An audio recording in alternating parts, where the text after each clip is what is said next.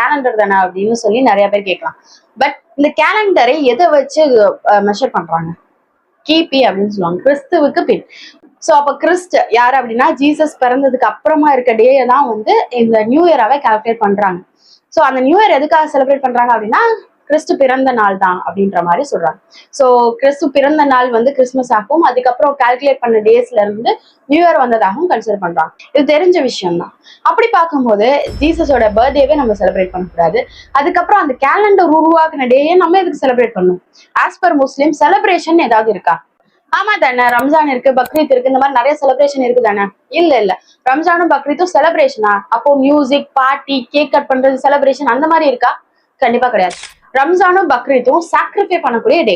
ரம்ஜான் பொறுத்தவரை ஒரு மாசம் நம்ம சாக்ரிஃபைஸ் பண்ணி அந்த டேல நம்ம ஃபுட்டு சாப்பிடுறோம், அவ்வளவுதான். வேற எந்த செலிப்ரேஷனும் கிடையாது. சோ அதுதான் ரம்ஜானுடைய சாக்ரிஃபைஸ். அதே மாதிரி பக்ரீத் பாத்தீங்க